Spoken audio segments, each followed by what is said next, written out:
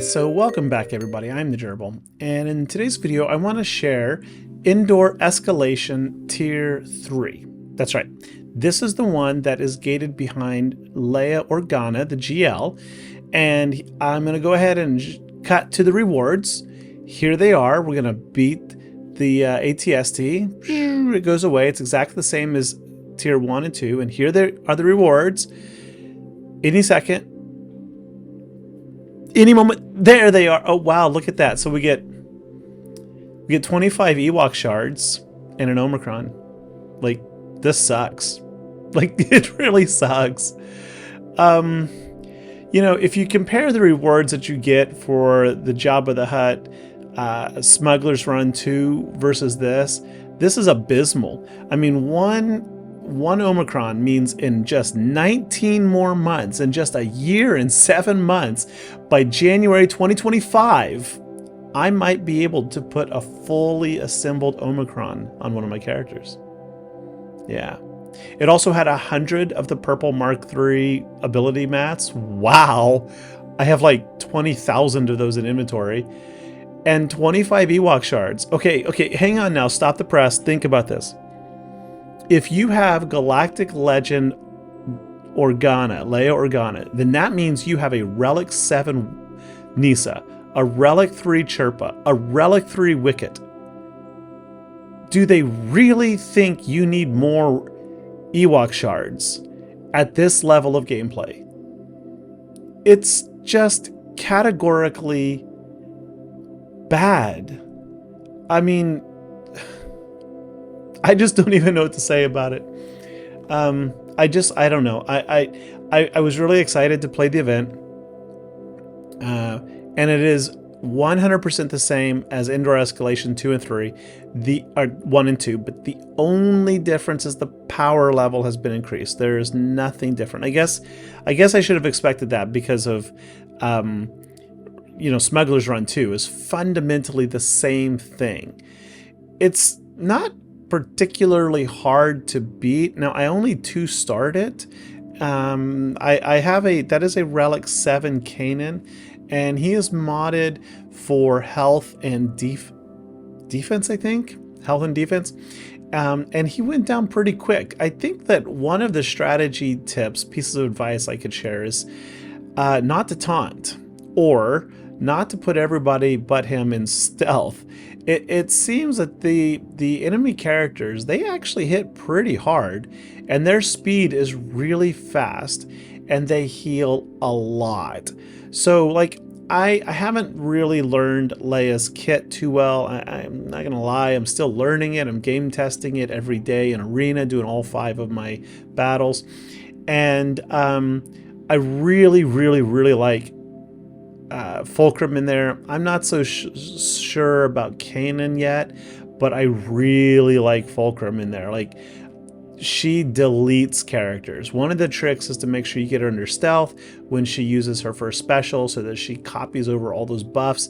And then especially against like Kenobi, you need to keep her under stealth. Bye Kanan. Because if Ahsoka hits her, it'll debuff her, or not debuff her, it'll cleanse off all of the copied buffs, and you need those because for every buff that she consumes on her second special, she hits another time. So you want her to hit like 8 or 9 times. And the other day I did manage to pull it off with like 9 buffs on her, and she hit Cat for like, I don't remember, it was like nearly 500,000 damage. It was just disgusting. It was so awesome. So I like her in there a whole lot. Now the other Kanan, I don't know. I just don't know.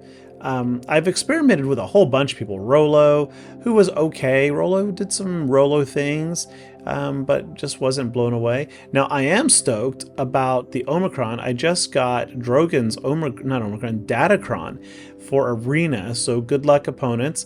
The Datacron means he goes first, which I guess that's okay. All of your allies start with, oh man, I just lost the name of it. It's the special ability he provides. It gives him plus 50% offense and potency. Yeah, anyway, when I edit, I'll put it here on the screen somewhere so you'll see it. But it also gives all your rebels plus 200% health. Yeah, and then that Datacron also has, like, at the start of the turn, you get all the, oh man, it's just gonna be insane. I mean, basically, like, R2-D2 should be walking in there with like over a 500,000 health pool, because I've got him up to 130,000 now, and then give him 200% more, that's another 260,000, and then he shares, no, there's some secondary stats there. He's gonna have like 500,000 health, and then he gives, of course, 10% of that to each of his allies. So everybody's gonna get an extra 50,000 health just from R2. That's gonna be pretty nasty. Other strategies. This is my first and only time against this event. And I guess I can say that was a good hit. Did you see that? That was a good hit. She hit 4 times for 70,000, almost 70,000 each. So that's 280,000. Not bad. Good job. Good job.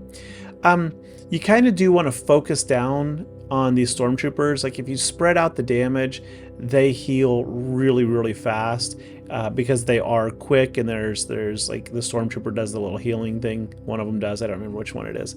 So they heal really, really fast. Later in the match, you start hitting for a lot more damage, because Princess Leia, GL Leia is going to help build up your mastery on all your characters. So their offense is going to start ramping a lot. But in the beginning, it really kind of sucks. It's just, it feels like you just got to take your hits and focus as best you can. I would advise using R2 to try to spread out the stuns, and don't forget that Drogan stuns on a basic on his turn. So use those stuns way better than I did. Like, spread them out, keep them stunned. Now, in these matches here where you've got the ATST flanked by 2 scout troopers, I didn't find that the scout troopers were really doing much to my detriment. I pretty much just left them alone and focused straight down on the ATST, because of course, once you beat it, the scout troopers, they disintegrate anyway. You don't have to worry about them. So I would just say hammer on the ATST. Build up the mastery as best you can with Leia. I think it's her last special that gives everybody, oh man, I gotta look it up. It's like 10-15% mastery or something like that. It's a pretty good number. So take advantage of that. Keen something, that's the buff. I'm finally trying to remember it. It's keen something that Drogan gives. Spread that out as much as you can. Definitely get it on Leia, but then if you've got other attackers, like I'm running Fulcrum, get it on her for that 50% offense. Ezra works really good in here too, because he calls a targeted assist, and he can put some protection on somebody, keep them alive if they're a support, I think. So that's pretty good. But anyway, there it is. And once again, these truly, truly outstandingly worthless rewards, with the exception of 1 Omicron. Now, this is variable. There are other rewards you could get, but that's the problem. It's variable, which means you may get 0 Omicrons. I'm not happy. Anyway, thanks for watching, folks. Give me a like and subscribe, please. I appreciate it. See ya. Bye-bye.